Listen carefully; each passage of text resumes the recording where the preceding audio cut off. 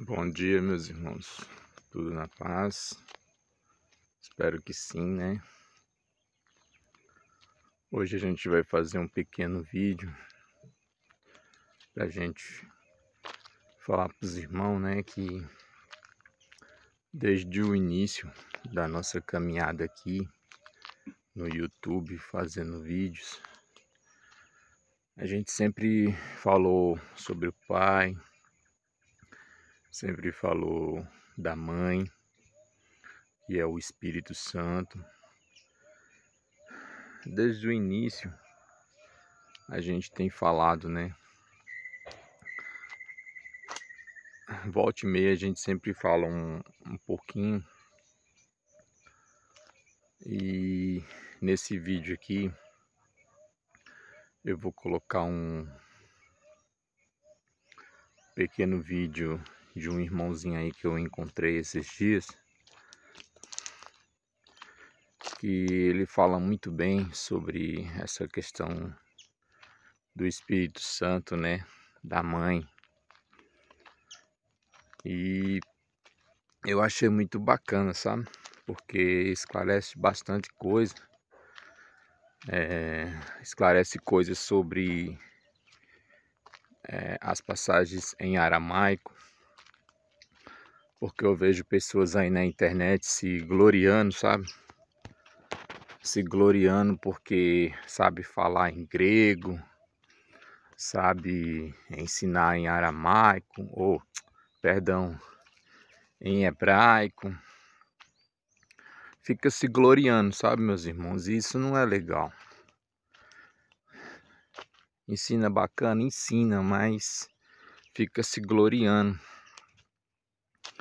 E isso não é bonito. Tem aquele ditado que é bonito é para se mostrar.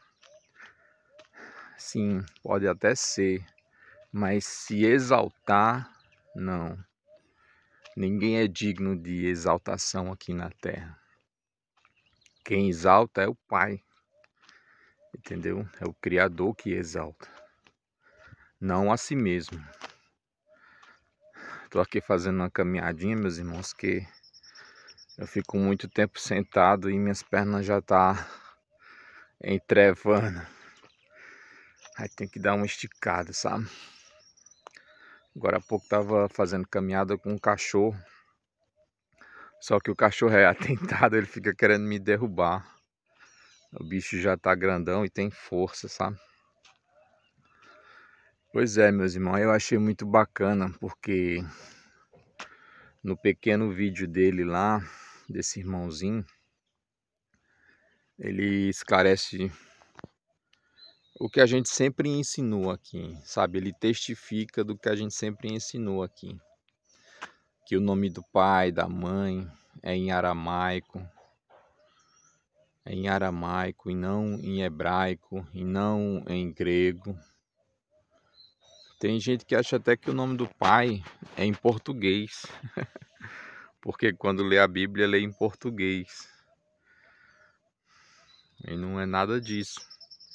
É em aramaico. É em aramaico. O Messias falava aramaico. Porque o hebraico só é usado em liturgias. Ou seja, na hora que ia ler um texto dentro das sinagogas, né? Que era os lugares de ensino. Não como é hoje, templos religiosos, né? Que o pessoal vai para adorar. As sinagogas eram usadas para ensino. Os jovens hebreus, em certa idade, eles já iam assistir os ensinos na sinagoga, né? Para crescer como um varão prudente e obediente ao Criador. E também eram ensinados em casa pelos pais. Nossa, eu canso fácil, meus irmãos. Terrível. Então, aí, como a gente sempre ensinou, né, sobre a questão da mãe e do pai, eu sempre ensinei aqui que que eu tenho uma mãe e tenho um pai no céu. E a gente sempre vem buscando conhecimento sobre isso, mas o meu conhecimento sobre a mãe veio de formas bem inusitadas, sabe, meus irmãos? E eu louvo e agradeço o Pai porque o Pai é bom e a mãe é excelente, né? Ela que nos ensina, porque o Pai, vamos fazer uma analogia aqui. O pai terreno, ele sai para trabalhar, né? Eu nunca tive pai terreno, né? Meu pai terreno faleceu quando eu tinha 9 meses de idade. Ele faleceu, então eu não tive um pai presente. Minha mãe sempre foi meu pai e minha mãe terrena, né? Mas nos céus a gente tem uma mãe e tem um pai, que é o pai celestial e a mãe celestial. E fazendo a comparação, o pai terreno, ele sai para trabalhar, ele ensina os filhos, mas não como a mãe. A mãe, ela ensina muito mais. Por quê? Porque ela passa mais tempo com os filhos, né? Então ela tem todo um carinho ali com o bebê, com a criança, e ela sempre está ensinando o filho, corrigindo e ensinando. Então esse é o exemplo que a gente tem aqui na Terra, é o mesmo exemplo do céu. Porque essa vozinha que você escuta, às vezes quando você vai fazer algo de errado, ou então quando você vai fazer algo que está certo também, você sente no seu coração, no seu íntimo, isso ali é a mãe te ensinando e te corrigindo. É o Espírito Santo, entendeu? E é muito legal isso, meus irmãos, porque é como fala em Daniel 12, né, que muitas pessoas não entendem, que fala sobre o conhecimento, que o conhecimento se multiplicaria, né? E o conhecimento é esse, é o conhecimento das coisas do eterno, das coisas do reino do Pai. As pessoas pensam que é a tecnologia, que é a ciência do homem, que é o conhecimento dos homens. Não, meus irmãos, essas idiotices aí tudo vai ser destruído. Mas o que vai durar para sempre é o conhecimento eterno, é o conhecimento das coisas do Pai, né? E é como está escrito em Daniel, o conhecimento se multiplicaria. Assim como o conhecimento se multiplicaria, também as heresias se multiplicariam, né? E a gente tem que ter muito cuidado com isso, para não estar se alimentando de pão afermentado ou de pão estragado. Mas é isso aí, vou voltar para casa. E eu vou estar colocando o vídeo aí, meus irmãos, porque eu achei muito bacana. Eu encontrei, tá com uns 4 dias mais ou menos que eu encontrei esse irmãozinho e ele fala muito bem, porque testifica de muitas coisas que a gente já vem ensinando aqui para os irmãos sobre essa questão espiritual do pai e da mãe. E é muito legal. E eu vou parar por aqui para não ficar muito longo, né? Mas eu achei muito bacana porque testifica tanto do nome do nosso Pai como da Escritura, né? Porque a Escritura foi escrito em aramaico. Até o Novo Testamento, como as pessoas falam Novo Testamento, também foi escrito em aramaico. Mas tem pessoas que se gabam, né? Que sabe falar em grego e coisa e tal. Isso não é legal. A gente tem que aprender as coisas para ensinar com amor, com paciência. Não é ficar se gabando e medindo força com as pessoas. Ah, Quando você aprender a falar grego, vem falar comigo, vem debater comigo. As pessoas querem se gladiar. Isso não é legal, isso não agrada o Pai. Quem vive de contenda é o diabo. Quem vive de contenda é o inimigo. Nós não vivemos de contenda. A gente ensina com amor. Quando vê algo errado, a gente vai lá e repreende também. Como eu já fiz muito aqui, né? E a gente faz por amor, porque não quer que ninguém se perca. Mas se vai se perder, então se perca. É como está escrito também. Quem quer se limpar, que se limpe. Quem quer se sujar, que se suje cada vez mais. Mas o nosso trabalho, a nossa missão é apontar o erro. Dizer que está errado. Não ficar se gladiando e chamando as pessoas para treta, para briga. Não. Mas tem gente que se gloria dessas coisas. Eu não me glorio de nada, meus irmãos. A glória só de Abum de Baixumai e de mais ninguém. Toda a glória, toda a honra é dele.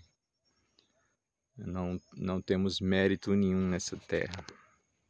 A nossa missão é fazer a vontade do Eterno, que é ensinar. Ensinar a todos com amor. Quem quiser aprender, vai aprender. E quem não quiser aprender, não vai aprender. Quem quiser se salvar, será salvo. E quem quiser se perder, se perderá. Infelizmente, o Pai ou é sim ou é não, né? E é isso aí. Eu só achei legal e vou compartilhar com os irmãos aqui, porque testifica de tudo que a gente já aprendeu aqui e já ensinou também. Fiquem na paz. Na paz de Abum de Baixumai, Pai e Mãe do Cosmos. Valeu. Fala, meus irmãos, tudo bem com vocês? Eu espero que sim. Desejo que a graça e paz do nosso Criador esteja com cada um.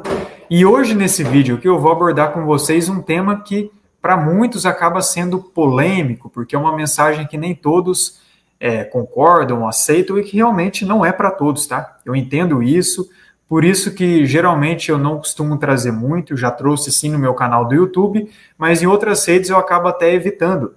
Mas é um assunto que, para quem se abre, é muito revelador acerca da identidade do Espírito Santo, Ruach HaKodesh. Quando a gente entende a identidade dela, sim, dela, acaba sendo muito esclarecedor em vários sentidos. Muda a nossa percepção e a nossa ótica tanto das Escrituras como da própria realidade, como do próprio papel da mulher. Acabou que, com o passar do tempo, isso foi muito oculto.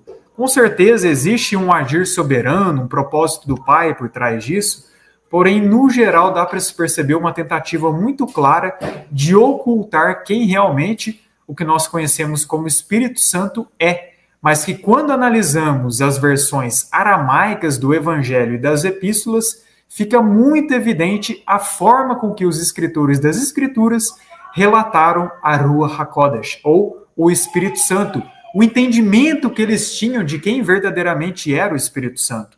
E eu vou citar aqui fontes aramaicas porque o entendimento que eu tenho, inclusive já trouxe no meu canal, tanto em uma live quanto no último vídeo, que o Novo Testamento, né, que a gente conhece, mas que na verdade é Nova Aliança, foi escrito primeiro em aramaico e não em grego. E quando a gente começa a perceber, analisar, comparar um por um, a gente percebe que realmente no grego, muitas coisas acabaram sendo ocultadas, que no aramaico, por exemplo, estão presentes, mas nos próprios manuscritos aramaicos houve ali uma tentativa de alteração para ocultar a identidade do Espírito Santo, da Ruach HaKodesh. Antes de começar, mostrar esses manuscritos, quero indicar aqui para vocês, claro, para quem se interessar, para quem tiver tempo, essa playlist do meu canal aqui, ó, Espírito Santo e a Família Celestial. Tem uma live que eu fiz aqui com o Samuel, ele foi convidado, né, no meu canal, e tem mais 5 vídeos que eu trago estudos acerca disso.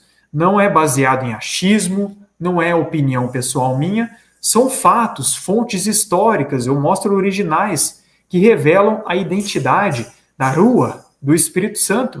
E nesse vídeo aqui não vai ser diferente, mas para quem se interessar, nessa live, nesses vídeos, eu dou muito mais detalhes, tá? Não pretendo estender muito aqui em relação a esse conteúdo. Quem quiser, quem tiver um tempo, irá assistir. Mas, enfim, vamos entender aqui em relação à identidade do Espírito Santo, da Rua HaKodesh, relatado nos manuscritos aramaicos dos evangelhos e das epístolas. Antes, eu acho importante aqui falar com vocês os 4 manuscritos aramaicos que a gente vai analisar. O primeiro deles é o Palimpsesto. Palimpsesto é um manuscrito reutilizado, o próprio nome dele indica isso, de um texto original que foi raspado e sobre ele foi escrito outro texto, tá? Ele é datado ali por volta do século I depois de Cristo, enquanto que o Palimpsesto em si, né, no caso a fonte original, é datada do século I e o Palimpsesto do século II. Junto ao Curetoriano, que é outro manuscrito aramaico, também datado do século II, são os manuscritos aramaicos mais antigos que nós temos da Nova Aliança, correto? E além do Curetoriano e do Palimpsesto sinaítico, inclusive o Palimpsesto oferece uma visão das crenças do Messias, de seus ensinamentos, refletindo naquilo que a comunidade nazarena acreditava. Já, ao decorrer do vídeo eu vou falar sobre os nazarenos, mas nazarenos era o nome para os primeiros discípulos do Messias, para os próprios apóstolos também, tá bom? Então, a partir do século V, já houve ali umas mudanças, porque além do Curetoriano e do Palimpsesto sinaítico, tem também o Codex Caburis. O Codex Caburis ele foi encontrado um pouco depois, apesar de que, segundo alguns estudiosos, a versão da qual ele foi traduzido foi provavelmente 100 anos depois da perseguição, chamada de a Grande Perseguição. A Grande Perseguição ela foi realizada provavelmente no ano 65 depois de Cristo pelo imperador Nero. E 100 anos depois, esse Codex Caburis teria sido um manuscrito copiado dessa versão, certo? Dessa versão aramaica. Então, o Codex Caburis, inclusive eu falei no último vídeo, ele contém 22 livros e não 27, porque a versão aramaica da Nova Aliança, quando foi compilada, ainda os 5 livros faltantes não estavam presentes ou nem foram escritos, tá? E além do Caburis, tem também a Peshitta. Só que a Peshitta que hoje está disponível, ela só foi compilada entre os séculos V e século VI. Existe, claro, a Peshitta mais original, a versão original da Nova Aliança em aramaico, que aí sim foi compilada durante o tempo do rei Abigar. Porém, essa Peshitta, que inclusive está presente no site do Dukrana, que é a Peshitta que as comunidades siríacas e orientais usam hoje, só foi compilada entre os séculos V e século VI. Inclusive, antigamente não tinha os 5 livros faltantes. Nessa versão já tem, correto? Então, tanto a Peshitta quanto o Caburis, eles são mais recentes que o Curetoriano e o Palimpsesto. E nessa questão da Rua, do Espírito Santo, a gente vai ver como que isso faz diferença, tá? Nitidamente, os antigos cristãos siríacos, eles tinham uma percepção em cima de quem o Espírito Santo era, de gênero feminino, materno, a mãe do nosso Messias, a mãe da criação. Sim, eu sei que isso pode soar polêmico para alguns, mas os cristãos siríacos e os nazarenos, os verdadeiros discípulos do Messias, eles tinham essa crença inclusive relatada em seus livros e nas próprias versões originais das Escrituras, como da Nova Aliança. Mas a partir do século V e século VI, esse entendimento foi sendo retirado e versões aramaicas que colocavam o Espírito Santo no gênero feminino, eles foram mudando para o gênero masculino. E eu vou mostrar aqui para vocês de uma forma empírica, para que vocês vejam, tá? Mas antes de ir diretamente para os manuscritos aramaicos, é preciso a gente entender o seguinte. O pronome feminino ela, no hebraico, é ri, certo? Ri. E ele, no hebraico, é ru, certo? Ri é rei, yod, aleph, ru, rei, vav, aleph, certo? Então, ri, ela, no hebraico, ru, ele, no hebraico. No aramaico também é a mesma coisa. Ri, é referência a ela, ru é referência a ele, tá? Inclusive, eu peguei aqui um dicionário para provar, porque eu sei que o tema é complicado, mas olha só.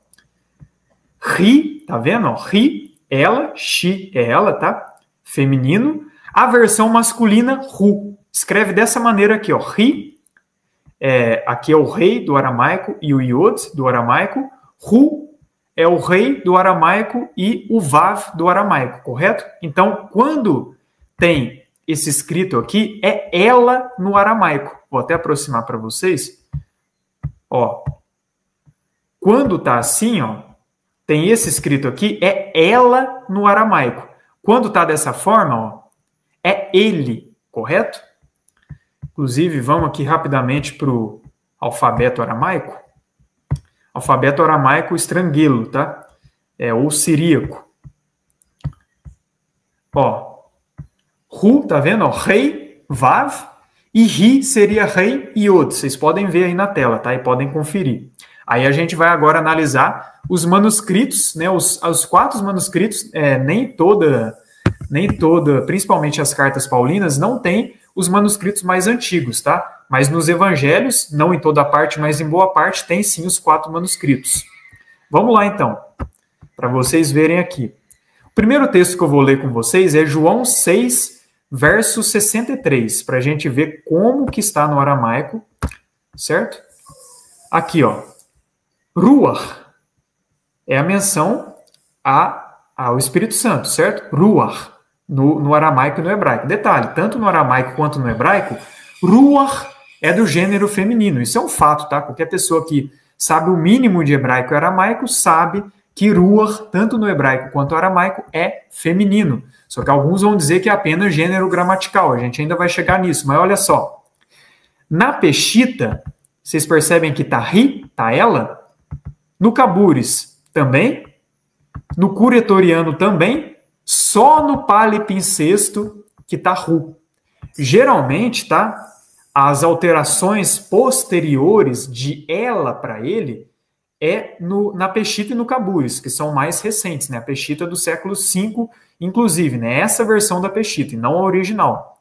Enquanto que o Curetoriano e o Palimpsesto são mais antigos, mas nesse caso aqui, ó, a Peshita, o Cabures e o Curetoriano mantiveram o gênero gramatical feminino. Só o Palimpsesto colocou masculino em referência ao Espírito Santo.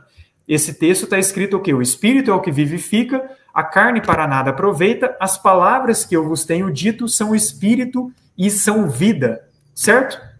Então, evidentemente aqui, nas versões aramaicas do Evangelho, tá ela, a ruach, certo?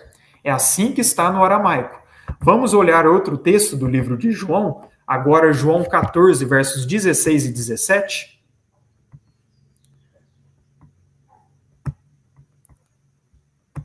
Aí vocês vão começar a perceber essa questão das alterações nas versões posteriores, tá? Ó, versos 16 e 17. Em especial, verso 17, tá? É onde tem o principal que a gente precisa ver aqui, ó. Verso 17, beleza. Agora, olha aqui. Tá escrito da seguinte forma, né? Eu vou ler com vocês antes a tradução. E eu rogarei ao Pai, e ele vos dará outro Consolador, a fim de que esteja para sempre convosco o Espírito da verdade que o mundo não pode receber, porque não o vê, nem o conhece, vós o conheceis, porque ele habita convosco e estará em vós, certo? Então, no grego, tá neutro, né? O gênero para espírito é neutro, no latim é masculino, nas versões em inglês e português traduz como masculino. Agora, vamos olhar aqui as versões aramaicas, tá? A Peshita e o Cabures, que são versões posteriores, tá? Gênero gramatical masculino, ru, tá vendo? Ó, ru. O Curetoriano manteve ri. Olha só que curioso isso, né? Ou seja, no Curetoriano tá ela, enquanto que no Cabures e na Peshita está ele. Lembrando, Cabures e Peshita são posteriores, tá? Aqui no Palimpsesto não teve uma definição tão exata assim. Então, olha só isso. Na versão mais antiga, estava ela. De repente, nas versões posteriores, mudaram para ele. Por que será que mudaram? Porque teve uma helenização, inclusive na cultura siríaca e oriental. Só veio depois, primeiro veio no Ocidente, mas na siríaca oriental também veio, tá? Agora vamos olhar aqui o verso 26, para vocês perceberem que não é só um verso, tá? E detalhe, na Peshita e no Cabures, em alguns textos, como aquele que eu mostrei antes, eles mantiveram ela, outros eles mudaram. Agora, quando você analisa o Curiatoriano, não tem um que eu enxerguei até agora que coloca ele. É sempre ela em referência ao Espírito Santo. E no Palimpsesto só tem um que coloca ele, todos os restantes colocam ela. O único que coloca ele foi aquele que eu mostrei, certo? Vamos ver o verso 26. Verso 26 está escrito o seguinte, tradução, né? Mas o Consolador, o Espírito Santo, a quem o Pai enviará em meu nome, esse vos ensinará todas as coisas e vos fará lembrar de tudo que vos tenho dito. Agora vamos ver novamente nas versões, né, aramaicas. Só lembrando aqui no verso 17, aqui, ó, não foi só uma vez não, tá? Aqui é ele, aqui também, ó, mudaram para ele, tá vendo? Quando você pega o Curiatoriano, ó, ela e ela, percebeu? Duas vezes eles mudaram, tá? Não é só uma vez, não. Agora vamos ver no verso 26. Ó, ele, aqui na Peshita, ele, no Cabures, ele, no Curiatoriano, ela, e no Palimpsesto, ela. E detalhe, é repetido de novo aqui, ó, ela, tá vendo? Enquanto que e na Peshita, ele, varru. Enquanto que aqui, ri, ela. Então, mais um texto, inclusive, consoladora, né, nesse caso, nem seria a tradução mais correta. A tradução mais correta seria até redimidora, tá? Porque a Ruach, nós só podemos renascer por meio dela. Então, o Messias, ele envia a Ruach para que nós possamos renascer por meio dela. Por isso também o sentido pode ser redimidor. Então, percebe? Os manuscritos originais, Curiatoriano e Palimpsesto, manteve o gênero feminino. A Peshita e o Cabures trocaram para o gênero masculino. Agora vamos ver aqui João 16, verso 13. João 16, verso 13. Que também fala do Espírito Santo.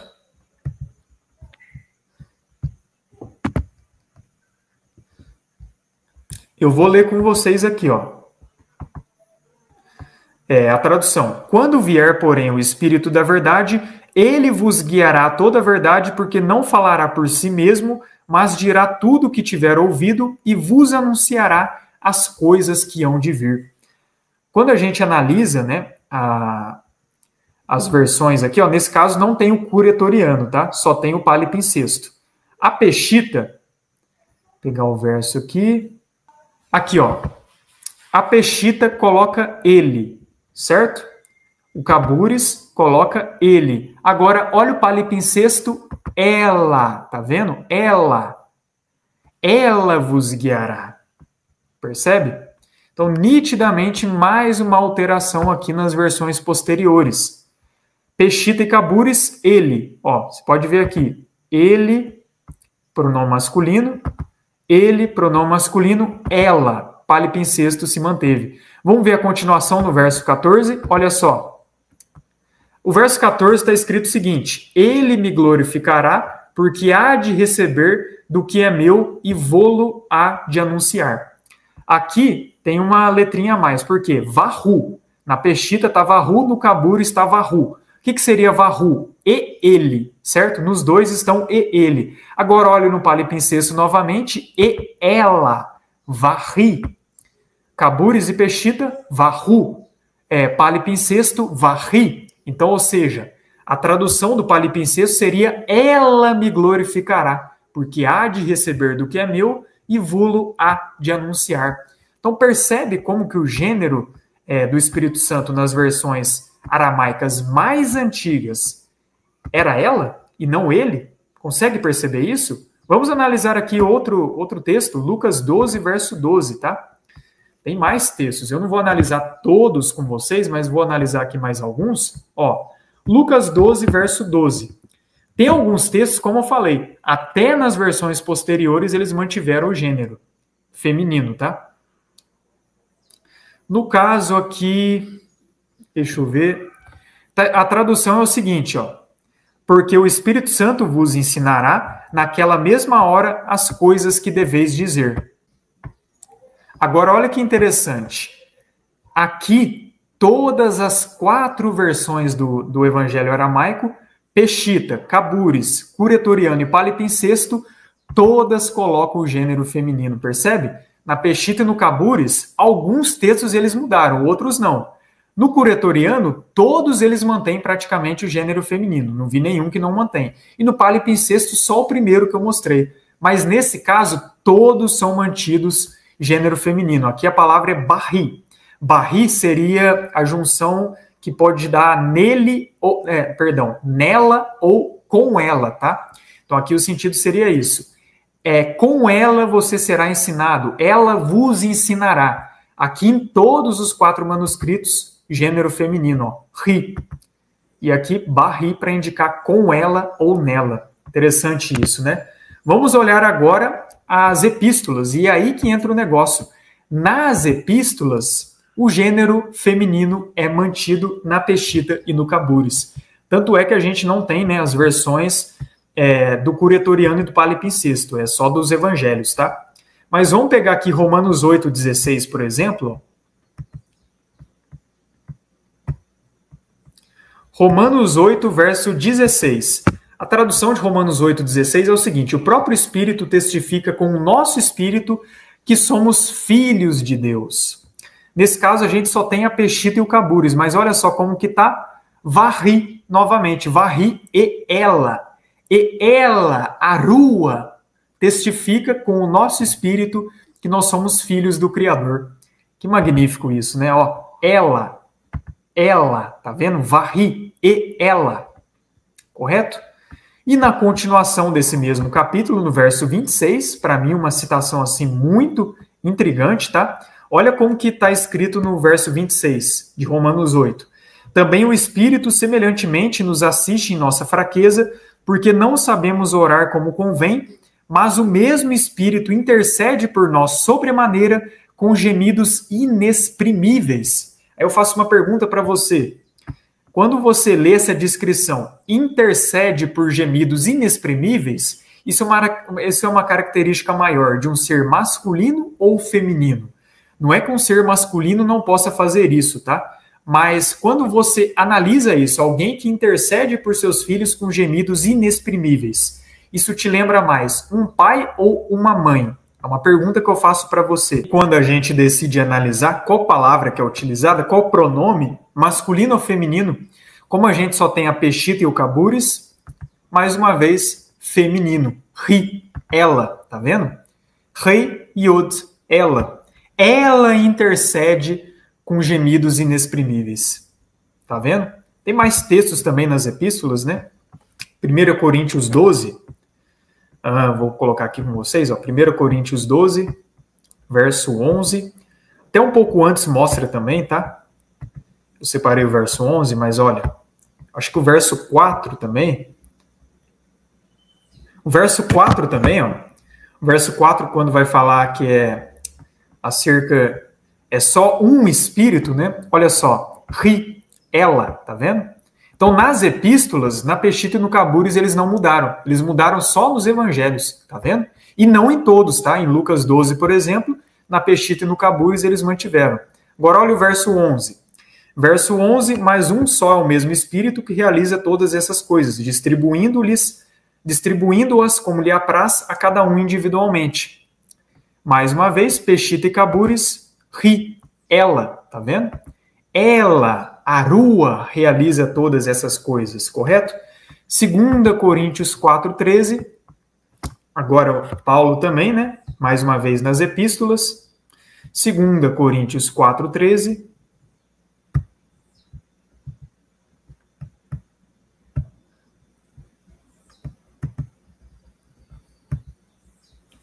Está escrito Tendo, porém, o mesmo espírito da fé, como está escrito, eu criei, por isso é que falei também, nós cremos, por isso também falamos.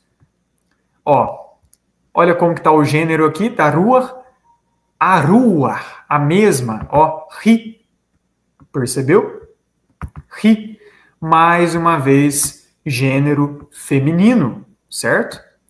E o último texto que eu vou mostrar com vocês, para não ficar estendendo tanto assim, aí a gente vai partir para algumas questões históricas também, é 1 João 5,7, que é um texto até que costuma ser muito mal traduzido, geralmente muito mal traduzido, porque nem no grego está a ideia da trindade que eles querem trazer em muitas traduções, mas 1 João 5,7, vou mostrar aqui com vocês.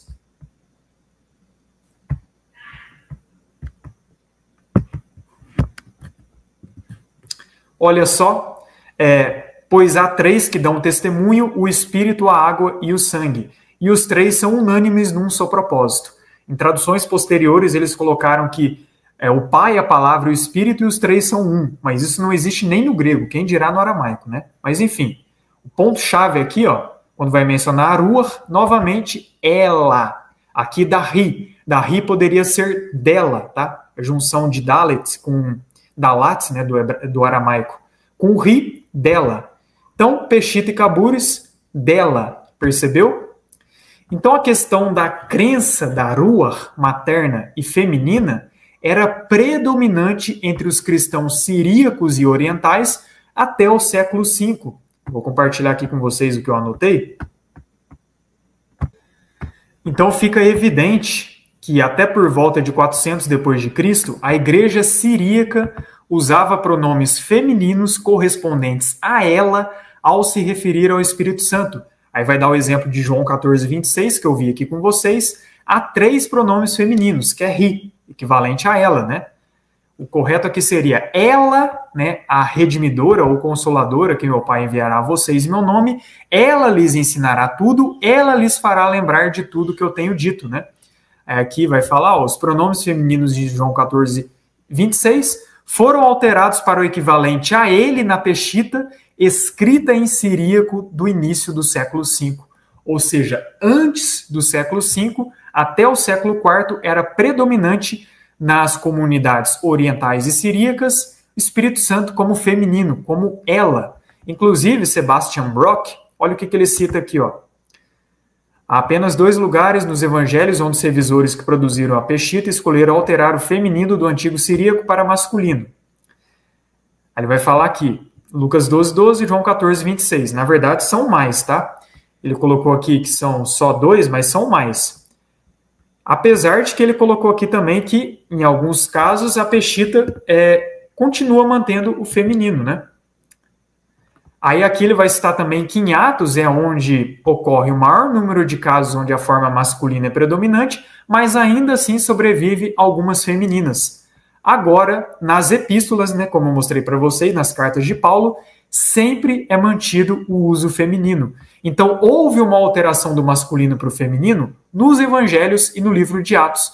Nas epístolas, não foi alterado, foi mantido o gênero feminino, como vocês viram aí claramente.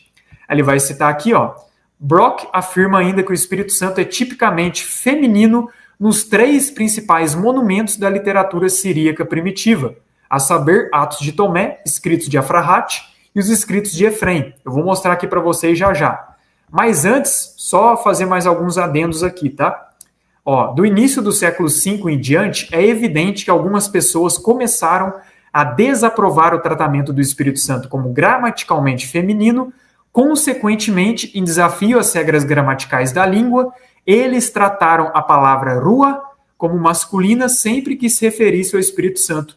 Talvez essa mudança na prática tenha sido, em parte, devido ao prestígio cada vez maior da língua grega, tá? Porque a helenização atingiu também a comunidade oriental.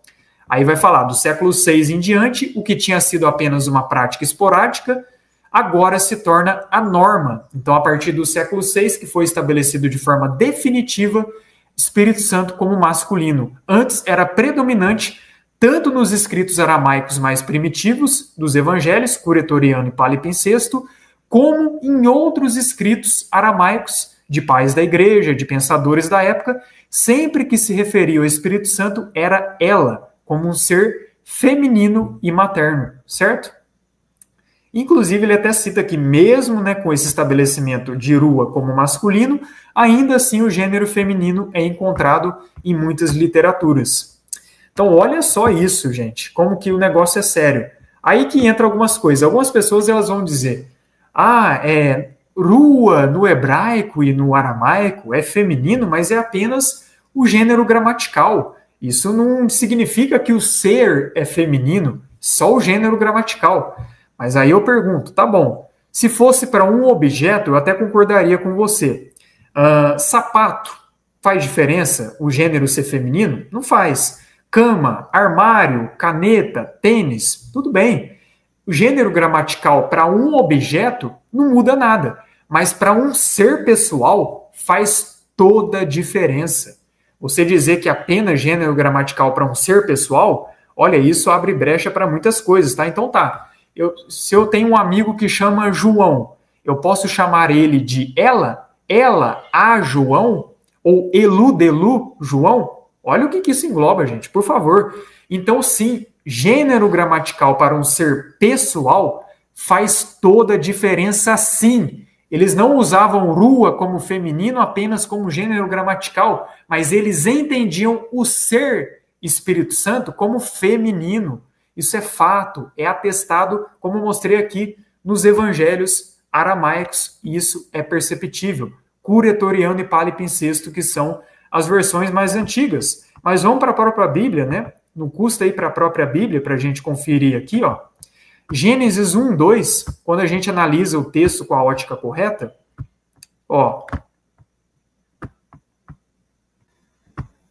Gênesis 1, 2. A terra, porém, estava sem forma e vazia, havia trevas sobre a face do abismo e o Espírito de Deus pairava por sobre as águas. Essa palavra aqui, pairava, no hebraico, é rahaf. É essa palavra aqui. E pairar significa o quê? Rahaf, pairar, chocar ou nidificar. Chocar ou nidificar são ações exclusivas de uma ave fêmea. É usado para descrever um movimento que é terno e nutritivo, semelhante a uma ave mãe pairando sobre seus filhotes. Essa palavra é empregada em contextos que sugerem cuidado, proteção e a transmissão de vida ou energia, exatamente o papel materno. É por isso que o Targum aramaico, né, de Jerusalém, de Jonatã, coloca a rua de Elohim pairava sobre as águas.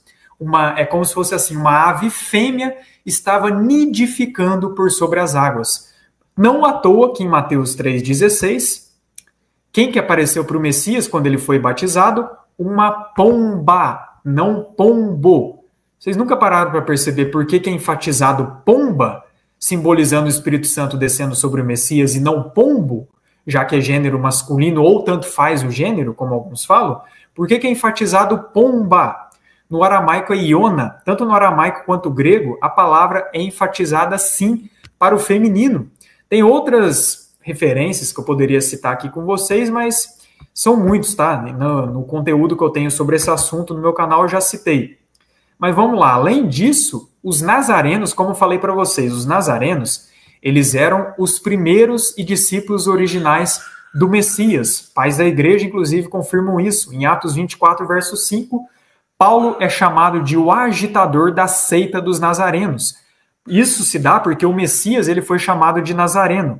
Nazareno tem a ver com o que fala em Isaías 11. De Jessé sairá um rebento, um renovo. Esse rebento, a palavra original é netzer, que é justamente os nazarenos, netzarim, certo? Então isso tem a ver exatamente com o rebento que sairia de Jessé.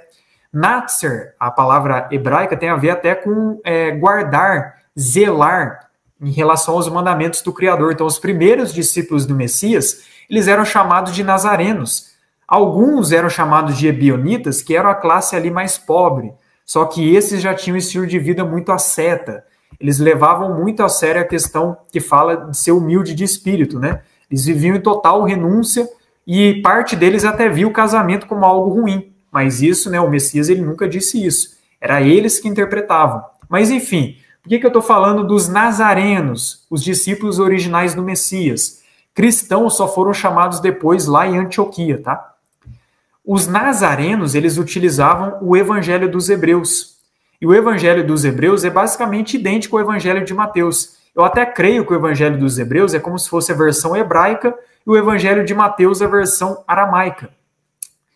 E olha só o que os pais da igreja vão citar acerca do Evangelho dos Hebreus. Inclusive, ele também poderia ser chamado de Evangelho dos Nazarenos ou Evangelho dos Ebionitas. Alguns pais da igreja vão mencionar isso, ó. O Evangelho dos Hebreus é o deleite especial daqueles dentre os hebreus que aceitaram o Messias. Eusébio vai citar isso. Agora, olha o que Jerônimo vai citar. O Evangelho que os nazarenos usam, ou seja, os discípulos primordiais do Messias, os nazarenos, utilizavam o Evangelho dos Hebreus.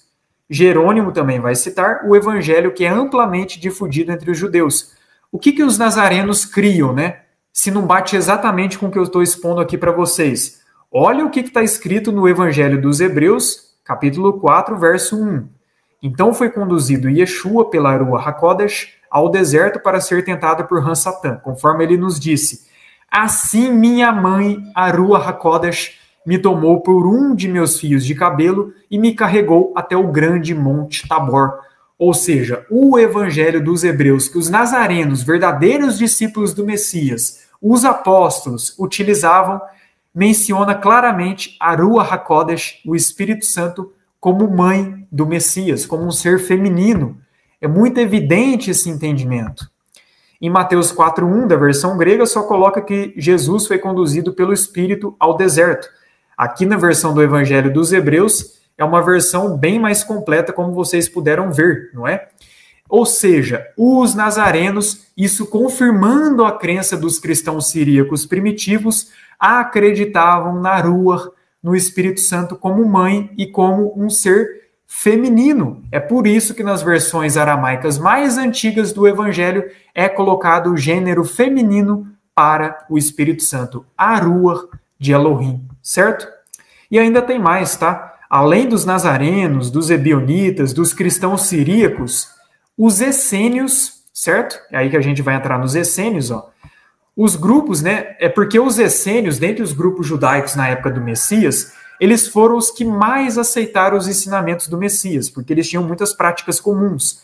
João Batista, inclusive, ele andou com os essênios boa parte de sua vida. O costume de batizar nas águas tem a ver com os rituais de purificação que os essênios faziam. Na última live do meu canal, quando eu falo da questão alimentar, eu cito mais sobre os essênios.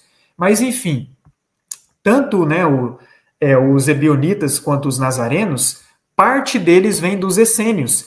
E os essênios, eles eram um grupo judaico que também tinha um entendimento de uma mãe, assim como os nazarenos e os cristãos siríacos. Olha só, no Evangelho Essênio da Paz, faço até algumas ressalvas com esse evangelho, tá? Porque alguns pontos eles vão colocar crenças que os essênios tinham, né? Voltado ali para vegetarianismo. Claro, isso era comum na igreja primitiva, mas eles colocam como se fosse uma imposição. Isso eu já não concordo. Na live da alimentação eu explico sobre isso. Mas, enfim, esse evangelho essênio da paz é muito interessante. Eles mencionam a Rua, o Espírito Santo, como a mãe terrestre, tá? Interessante que até a gente vê que os pagãos, eles deturparam esse entendimento e hoje eles colocam a Gaia como a mãe terrestre. A mãe terrestre que os pagãos veneram, a gente sabe muito bem quem é, né? A entidade feminina que caiu dos céus, que se intitula como Rainha dos Céus, Lilith, né? Só que é apenas uma corruptela da verdadeira Rua, que o Criador gerou, né? A Rua HaKodesh, o Espírito Santo. Olha o que cita no Evangelho Essênio da Paz. Jesus respondeu: Felizes vós que tendes fome da verdade, pois vos satisfarei com o pão da sabedoria. Sabedoria também, Provérbios 8, livros Sabedoria e Eclesiástico da Bíblia Católica vão mencionar a sabedoria como um ser feminino. Por quê? Porque os antigos hebreus, os discípulos do Messias, entendiam que a sabedoria era uma referência a Rua, o Espírito Santo. Olha só, felizes vós que chamais, pois vos abrirei a porta da vida. Feliz vós que rechaçais o poder de Satã, pois vos conduzirei ao reino dos anjos de nossa mãe, onde o poder de Satã não pode penetrar. Aí, mais uma vez, nesse Evangelho Essênio da Paz, vossa mãe está em vós e vós nela. ela vos ilumina e ela vos dá a vida. Foi ela quem deu o vosso corpo e a ela devolvereis algum dia. Então, os essênios, que foi o grupo judeu que mais aceitou os ensinamentos do Messias, também tinham o entendimento da Rua como mãe, assim como os nazarenos e depois também os cristãos siríacos primitivos. Era um entendimento muito claro na comunidade primitiva. E aí que a gente vai entrar agora em outros escritos, né, que hoje são taxados de apócrifos, da comunidade siríaca, antes do V século, né? Então, como eu expus, né, no início do vídeo, os siríacos, né, inclusive o fato do evangelho ter sido escrito em aramaico, reflete a crença, né, quando eles mencionam ela, ri, nas versões aramaicas do evangelho, nas próprias epístolas paulinas, que nisso eles não alteraram, o entendimento da Arua como um ser feminino e materno, tanto entre os nazarenos quanto nas comunidades cristãs siríacas. Então, em Atos de Tomé, que é um livro ali que os siríacos utilizavam muito, porque tem a versão siríaca preservada, é evidenciado muito claramente o entendimento da Arua como mãe e um ser feminino. É um livro que mostra que Tomé, ele foi para a Índia, né? Ele foi capacitado para ir para a Índia para pregar o evangelho lá. E nesse livro, Atos de Tomé, olha só, claramente fala o pai da verdade, a mãe da sabedoria, referência a Arua. No segundo ato, né, desse mesmo livro, aqui vai falar, ó, vem mãe compassiva, vem comunhão do masculino, vem aquela que revela os mistérios ocultos, vem mãe das 7 casas, para que teu descanso seja na 8ª casa. Interessante isso, né? No final fala, vem Espírito Santo e limpe suas mentes e corações. Aí aqui também, ó, nós glorificamos e louvamos a ti, teu Pai invisível, e a teu Espírito Santo, a mãe de toda a criação. Interessante, né? Aqui também no siríaco pode significar paira sobre todas as coisas criadas, mas a ação de pairar, de chocar, tem a ver com uma ave-mãe, como a gente viu aqui em Gênesis 1, verso 2. Aqui também vai falar mais uma vez, ó, vem ela que conhece os mistérios daquele que é escolhido, vem ela que tem uma parte em todos os combates do nobre campeão, vem ela que manifesta as coisas ocultas e torna claras as coisas indivisíveis, a pomba sagrada que carrega os filhotes gêmeos, vem a mãe oculta.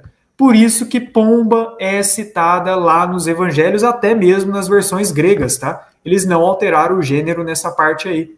Não à toa, eles entendiam claramente a pomba como a mãe, a Arua como um ser feminino e materno. No 5º ato também vai falar, invocamos sobre ti o nome da mãe do mistério indivisível, dos poderes e das autoridades ocultos, né?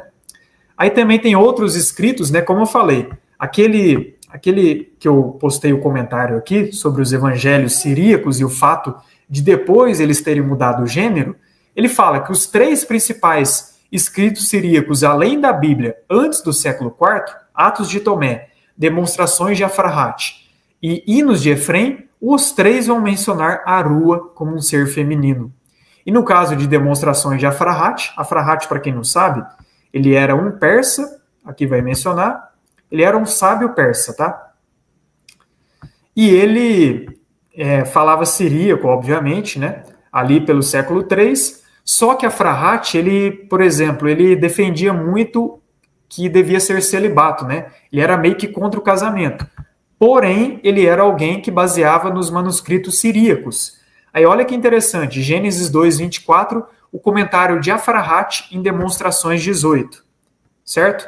Olha, essa profecia é verdadeiramente grande e excelente. Quem abandona seu pai e sua mãe quando toma uma esposa, este é o significado. Quando um homem ainda não tomou sua esposa, ele ama e honra a Deus, seu pai, e o Espírito Santo, sua mãe. E para ele não há outro amor. Aí aqui ele vai mencionar como se quem casasse abandonasse o pai e a mãe. E isso é uma opinião dele, porque o próprio Paulo, em Efésios 5, versos 31 e 32, ele fala, o homem deixará pai e mãe para se unir à sua mulher, e ambos serão uma só carne, confirmando Gênesis 2, 24. Mas olha que interessante, o ponto que eu quero falar aqui não é nem a opinião de Afrahat sobre o casamento, mas o entendimento que ele tinha da Arua como a mãe. E isso bate exatamente com a própria Bíblia em Efésios 5, versos 31 e 32. Você pode abrir a sua Bíblia aí em casa, é colocado: o homem deixará pai e mãe para se unir a sua mulher, e ambos serão uma só carne. Refiro-me, contudo, à união entre Cristo e a igreja. Por que Paulo ele faz esse paralelo do homem deixando pai e mãe para se unir à sua mulher com Cristo e a igreja? É muito simples. Cristo, o Messias, ele é simbolizado pelo homem. A mulher é simbolizada pela igreja. A igreja é simbolizada pela mulher. O que o homem faz para se unir à sua mulher? Ele deixa pai e mãe. Paulo ele deixa muito claro o paralelo com Cristo e a igreja. Ou seja, o que o Messias ele faz para se unir à sua mulher? A igreja, ele deixa pai e mãe. Ou seja, ele tem pai, ele também tem mãe. Mais uma vez, leia esse texto de Efésios 5, versos 31 e 32, quantas vezes for necessário. Você vai ver que esse texto está encriptado, esse entendimento, assim, de uma forma muito explícita para aqueles que se abrirem. Gênesis 1, 26 também vai falar, aqui ó, texto de Efésios 5, né? Ó, a união do homem com a mulher, e o homem deixando pai e mãe, refere-se à união de Cristo com a igreja, ou seja, Cristo para se unir à igreja, ele deixa pai e mãe. Ou seja, ele deixou o pai e a mãe dele do reino dos céus para vir a esse mundo e se unir à sua igreja em um só casamento. Incrível isso, não é? Só que o casamento definitivo só na glória. Enfim, Gênesis 1, 26, 27 vai mencionar também, façamos a humanidade à imagem de Elohim, homem e mulher os criou. Isso é colocado muito claramente, tá? Mas enfim, eu sei que esse entendimento não é para todos, eu não quero forçar você a crer dessa maneira, de forma nenhuma, porém, muitas pessoas dizem que isso é blasfêmia. Primeiro que blasfêmia é uma acusação muito séria sobre alguém. Quando você acusa alguém de cometer blasfêmia, você está acusando essa pessoa de cometer o pecado imperdoável, tá? Ou seja, se a pessoa cometeu blasfêmia, ela não pode ter a rua, ela não pode ter o Espírito Santo. Então, quando você acusa alguém que defende essa ideia de blasfêmia, você está dizendo que essas pessoas já cometeram o pecado imperdoável. Mas os frutos é que vão evidenciar realmente se é ou não. Aí eu pergunto para vocês, então, os nazarenos, os cristãos siríacos primitivos, os essênios, os próprios apóstolos que escreveram os evangelhos em aramaico, eles cometeram blasfêmia? O apóstolo Paulo, ele cometeu blasfêmia? Eu mostrei aqui para vocês as versões aramaicas. Então, cuidado, sabe? Você pode não acreditar nisso, você tem o direito de acreditar no que quiser, mas dizer que é blasfêmia, isso, então você está enquadrando Paulo, os apóstolos e o próprio Messias como blasfemos. Porque ele falou muito claramente, a minha mãe Arua, inclusive nos aramaicos, ela, a redimidora ou a consoladora, eu enviarei a vós. E aí, como é que fica, né? Mas enfim, além de Afrate, tem Efrem também. Efrem, ele foi um sacerdote da Igreja Ortodoxa Siríaca no século IV e um dos mais respeitados até os dias atuais pela tradição cristã do Oriente. Ele compunha muitos hinos, tá? Os hinos dele são bem bonitos, inclusive. Você vê ali que ele tinha muita sabedoria e eloquência em suas palavras. No hino sobre a igreja, 25:18, olha como que Efrem, o sírio, vai mencionar. A divindade está atenta a nós, assim como uma ama de leite está atenta a um bebê, guardando para o momento certo as coisas que lhe beneficiarão, pois ela sabe o momento certo para o desmame e quando a criança deve ser nutrida com leite e quando deve ser alimentada com pão sólido, pesando e fornecendo o que é benéfico para ela de acordo com a medida de seu crescimento. Por que na Bíblia cita frutos do Espírito? Por que a rua é tida como aquela que nos nutre, aquela que nos dá o alimento espiritual? A gente começa com o leite e depois parte para o alimento sólido? Está o tempo todo na nossa cara. Por que a gente só pode renascer por meio da rua, por meio do Espírito? A gente só pode vir ao mundo por meio de uma mulher. A gente só pode herdar o reino dos céus ao renascer pelo Espírito Santo. Consegue perceber as conexões? Por isso que o Messias ele fala lá para Nicodemos em João 3. Então, Efrem também era outro que acreditava dessa maneira. Ó. Não se deve dizer que o Espírito é uma filha ou irmã, mas que ela é de Deus e consubstancial com ele. Aqui a referência, tá? Tem outras menções também, na Didascalia Apostolorum, que é o ensino dos apóstolos. O Espírito Santo, a rua, é comparada com a diaconisa. Ó, o Criador é comparado com o bispo, certo? O diácono é comparado com o Messias. E a diaconisa é comparada com o Espírito Santo. Por que teve essa comparação aí? se não tem nada a ver em tese, entende? E para encerrar também tem também aqui as Odes de Salomão, também foram escritas em aramaico, siríaco, né? Ó, as Odes de Salomão, que é tipo Salmos de Salomão. Olha o que fala aqui na Ode 28, ó. Como as asas das pombas sobre seus filhotes e as bocas de seus filhotes em direção às suas bocas, assim também são as asas do Espírito sobre meu coração. Meu coração se refresca continuamente e salta de alegria como o bebê que salta de alegria no ventre de sua mãe. E a vida imortal me abraçou e me beijou, e dessa vida é o Espírito que está dentro de mim, e ele não pode morrer porque é vida.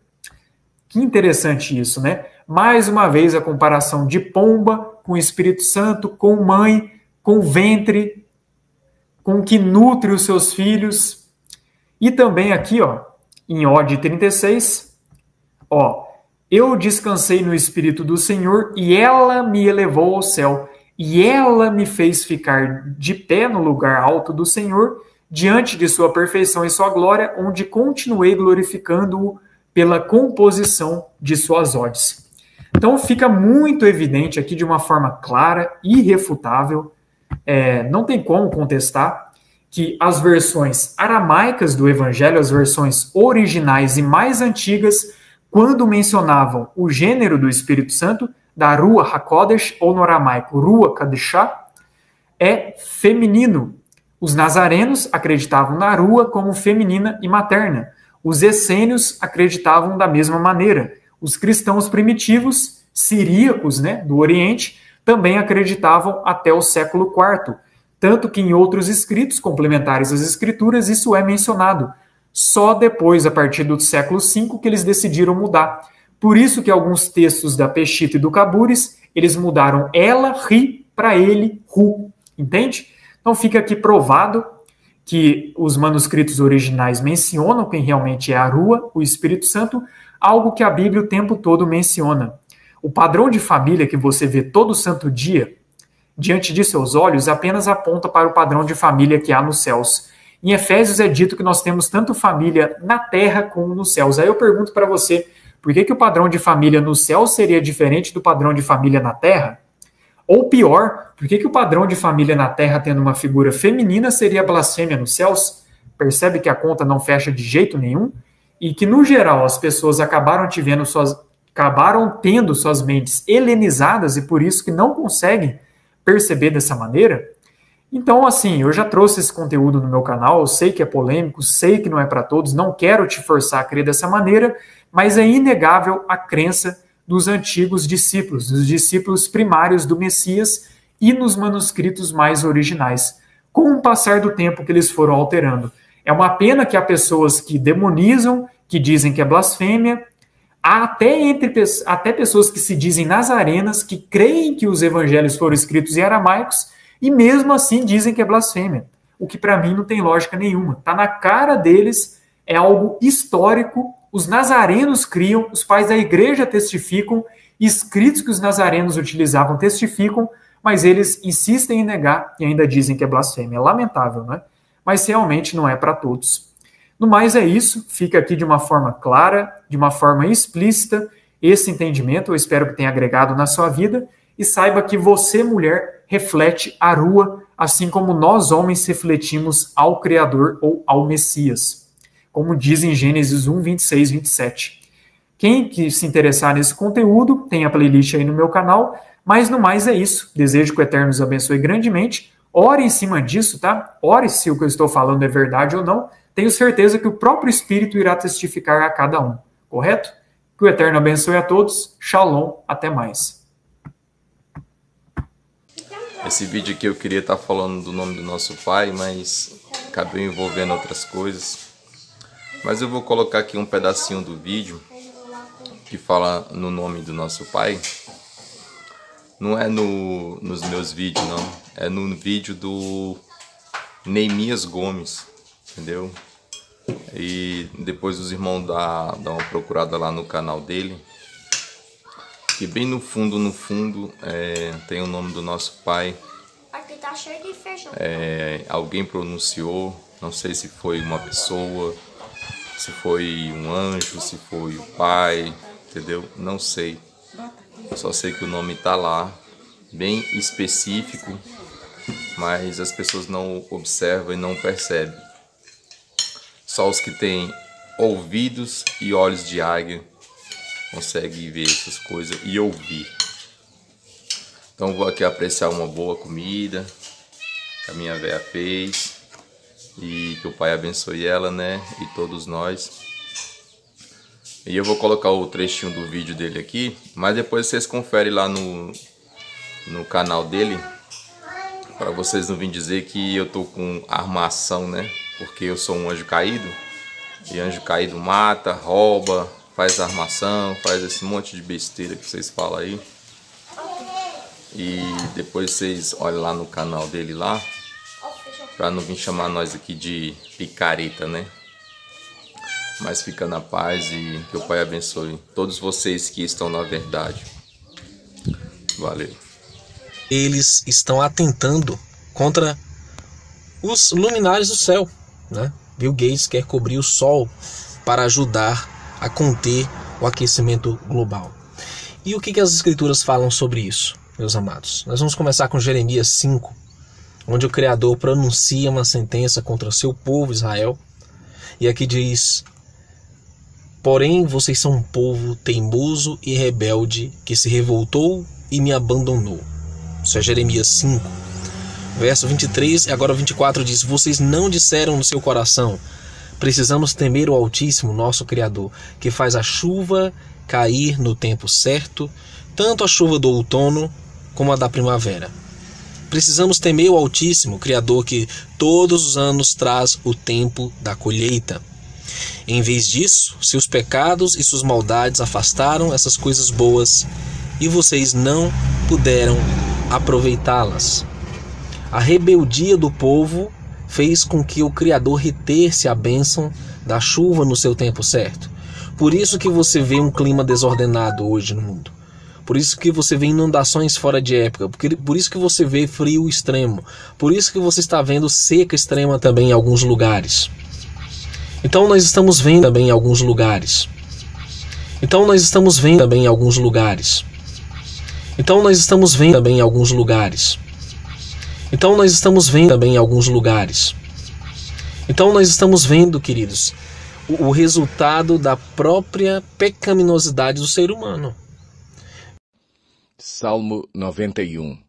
Aquele que habita no abrigo do Altíssimo e descansa à sombra do Todo-Poderoso, pode dizer ao Senhor: Tu és o meu refúgio e a minha fortaleza, o meu Deus em quem confio. Ele o livrará do laço do caçador e do veneno mortal. Ele o cobrirá com as suas penas e sob as suas asas você encontrará refúgio. A fidelidade dele será o seu escudo protetor. Você não temerá o pavor da noite, nem a flecha que voa de dia, nem a peste que se move sorrateira nas trevas, nem a praga que devasta ao meio-dia. 1000 poderão cair ao seu lado, 10.000 à sua direita, mas nada o atingirá. Você simplesmente olhará e verá o castigo dos ímpios. Se você fizer do Altíssimo o seu abrigo, do Senhor o seu refúgio, nenhum mal o atingirá, desgraça alguma chegará à sua tenda. Porque a seus anjos ele dará ordens a seu respeito, para que o protejam em todos os seus caminhos. Com as mãos eles o segurarão, para que você não tropece em alguma pedra. Você pisará o leão e a cobra, pisoteará o leão forte e a serpente. Porque ele me ama, eu o resgatarei. Eu o protegerei, pois conhece o meu nome. Ele clamará a mim, e eu lhe darei resposta. E na adversidade estarei com ele. Vou livrá-lo e cobri-lo de honra. Vida longa eu lhe darei e lhe mostrarei a minha salvação.